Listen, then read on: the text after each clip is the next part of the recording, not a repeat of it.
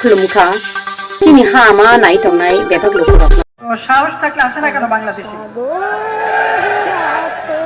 তো সাহস থাকলে বাংলাদেশে আসুক। জীবনের কোনো না কোনো সময়ে এর প্রায়শ্চিত্ত আপনাকে করতে হবে।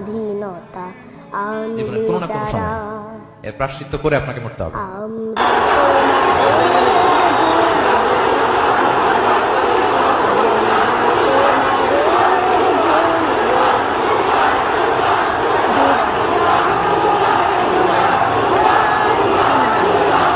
কারেন্টের খাম্বা আছে না, বিদ্যুতের খাম্বা, ঢাকা শহরের প্রত্যেকটা খাম্বার লগে একটা একটা করে আওয়ামী লীগ বাঁধা রাখবো। আপনারা হাঁটবেন আর পিটাইবেন। পিটাইবেন কি হাত দিয়ে না জুতা দিয়া? জুতা দিয়া, কারণ হাতের দাম বেশি, তাই না? আজকে আন্দোলনের নামে যেটা আবার করা হচ্ছে, পড়াশোনার সময় নষ্ট করা, এটারও কোনো যৌক্তিকতা আছে বলে আমি মনে করি না। যেটার যৌক্তিকতা উনি দেখেন না, কেমন করে উনি এটার যৌক্তিকতা দেখেন না, সেটার যৌক্তিকতা আবার আমি দেখি না। একটা চাকরিতে যদি 56% কোটা ভিত্তিতে নিয়োগ দেওয়া হয়, তাহলে 44% থাকে মেধাবীদের জন্য। এটা কেমন করে যৌক্তিক, সত্যি আমার মাথায় খোলায় না। আর আমরা চাচ্ছি যে কোটার সংস্কার করা হোক। কোটার সংস্কার আর পুরোপুরি কোটা নির্মূল দুটা এক নয়।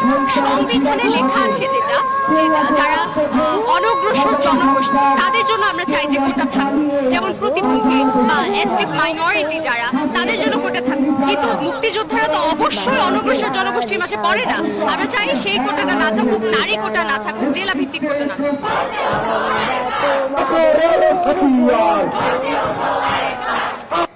আমার বাবা একজন মুক্তিযোদ্ধা, উনি 2 নং সেক্টরে যুদ্ধ করেছিলেন। আমি মুক্তিযোদ্ধার সন্তান, কিন্তু আমি যতদূর জানি যে বাংলাদেশ সরকার যথেষ্ট সুযোগ সুবিধা আমার বাবাকে দিচ্ছে, আমার ফ্যামিলিকে দিচ্ছে। বাবা প্রতি মাসে 20,000 টাকা ভাতা পাচ্ছে, এটাও একজন সরকারি চাকরিজীবীর বেতনের চাইতে কোনো অংশে কম না। সেখানে আমার প্রয়োজন নেই তো যে আমি অন্য একজনের চাকরির সুযোগটা নষ্ট করার। আমি আমার বাবার বেতন থেকে আমি যেটুকু সুবিধা পাচ্ছি, আমি পড়াশোনা করতেছি। আমি পড়াশোনা করে আমি আমার মেধা দিয়ে বাকিটা যেতে চাই। আমার বাবা আমার জন্য করেছে, আমাকে করতে হবে আমার ছেলে সন্তানের জন্য। আমার ছেলে সন্তান আমার বাবার সুবিধা নিক বা আমি সুবিধা নেই, সেটা আমি চাচ্ছি না। এই দেশ সবার দেশ, সবারই অধিকার আছে। বিশেষ করে যারা মেধাবী, প্রতিনিয়ত আমরা দেখি, আমি হলে থাকি, ঢাকা ইউনিভার্সিটি স্টুডেন্ট, আমি দেখি যে আমার ভাইয়েরা কি পরিমাণে কষ্ট করতেছে, আমার সিনিয়র জুনিয়র বেসমেটরা প্রতিনিয়ত কি পরিমাণ কষ্ট করতেছে একটা চাকরির জন্য। সেইখানে আমি কেন পরিশ্রম বিনা আমি কেন সুযোগটা নিব? আমি এই জায়গায় আমিও চাই ওদের সাথে আমি লড়তে। যদি আমি মেধায় ওদের সাথে না লড়তে পারি, তাহলে আমি কিন্তু আমার মেধার পরিচয় দিতে পারবো না, যোগ্য না, আমি যোগ্য না। আমি ভাবতে পারিনি যে এই সময় এই ধরনের একটা অবস্থার সৃষ্টি হবে, আর সেখানে এতগুলি তাজা প্রাণ যাবে। কারণ স্বজন হাওয়া বেদনা নিয়ে আমি বেঁচে আছি। আমি জানি একজন আপনজন হাওয়ালে কি কষ্ট হয়।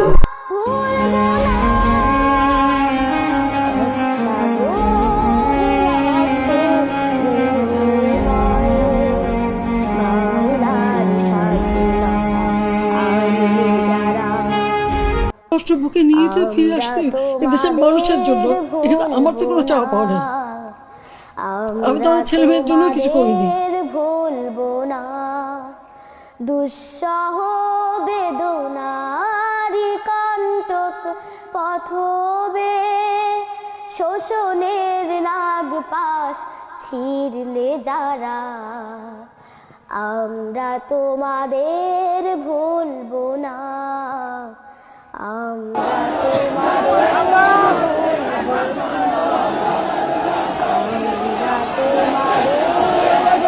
ভুলবো না। নমাইতন তিয়ন ছাই ও মারে, ওই তো 10,000 সাদা শাড়ি পিন্ধিবে না ম্যাডাম? আমার জ্বর গই কে দেশতুন। ও হদা যার গইতে 10 শুনো কি হয়ে যাই না 10 শুনা।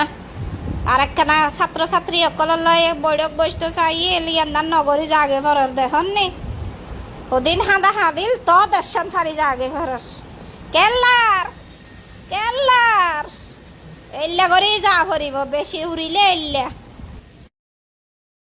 এক সাগর রক্তে বিনিময়ে বাংলার স্বাধীনতা আনলে যারা, আমরা তোমাদের নাই সেটা দিয়ে চলে গেছে, শেখ হাসিনা পালায়নি।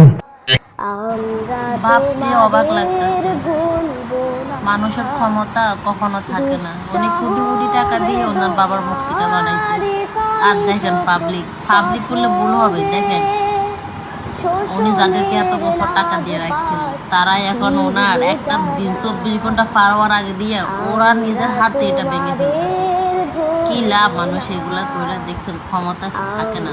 আল্লাহর কথা মানা যেমন মুহাম্মদ সাল্লাল্লাহু আলাইহি ওয়াসাল্লামের কথা মানা তেমন যুগের নিষ্ঠুর বন্ধন হতে মুক্তির বারতা আনলে যারা, যুগের নিষ্ঠুর বন্ধন হতে মুক্তির বারতা আনলে যারা, আমরা তোমাদের ভুলব না, ভুলব না, ভুলব না।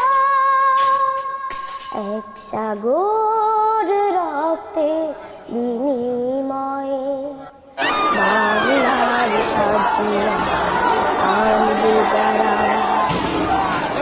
আমরা তোমাদের ভুলব না, আমরা তোমাদের ভুলব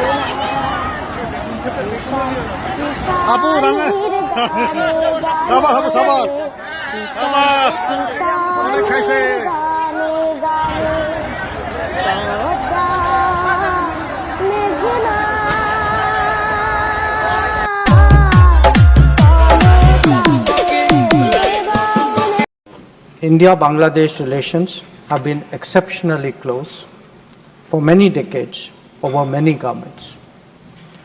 Concern about recent violence and instability there is shared across the political spectrum.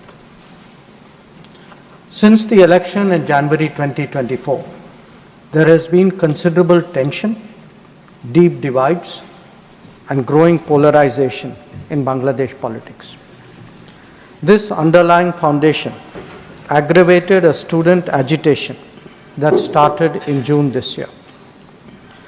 There was growing violence, including attacks on public buildings and infrastructure, as well as traffic and rail obstruction.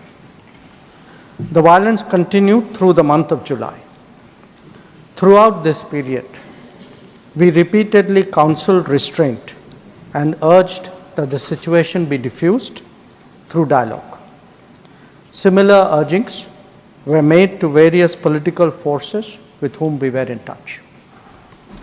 So, despite a Supreme Court judgment on 21 July, there was no let-up in the public agitation. Various decisions and actions taken thereafter only exacerbated the situation. The agitation at this stage coalesced around a one-point agenda, that is that the Prime Minister, Seikh Hasina, should step down. On 4th August, events took a very serious turn. Attacks on the police, including police stations and government installations, intensified even as overall levels of violence greatly escalated. Properties of individuals associated with the regime were torched across the country. What was particularly worrying was that minorities, their businesses and temples also came under attack at multiple locations. The full extent of this is still not clear. So, on 5th August, demonstrators converged in Dhaka despite the curfew. Our understanding is that after a meeting with leaders of the security establishment, Prime Minister Seikh Hasina apparently made the decision to resign. At very short notice, she requested approval to come for the moment to India. We simultaneously received a request for flight clearance from Bangladesh authorities. She arrived yesterday evening in Delhi. The situation in Bangladesh, sir, is still evolving. The Army Chief, General Waqar-uz-Zaman, addressed the nation on 5th August.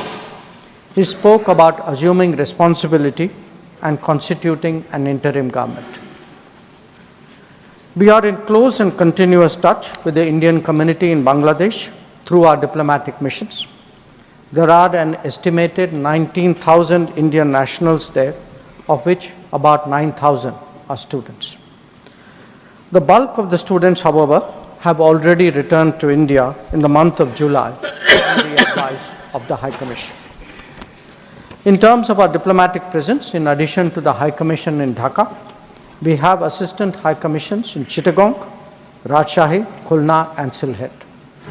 It is our expectation that the host government will provide the required security protection for these establishments. We look forward to their normal functioning once the situation stabilizes. Chairman, sir, we are also monitoring the situation with regard to the status of minorities. There are reports of initiatives by various groups and organizations to ensure their protection and well-being. We welcome that, but will naturally remain deeply concerned till law and order is visibly restored. Our border guarding forces have also been instructed to be exceptionally alert in view of this complex situation. In the last 24 hours, we have also been in regular touch with the authorities in Dhaka. This is the situation as of now. I seek the understanding and support of the House in regard to sensitive issues regarding an important neighbor on which there has always been strong national consensus. Thank you. Debate resumes. Report Chini-Ha-Ama Naidi, Chini-Ha-Ama Poridi, Page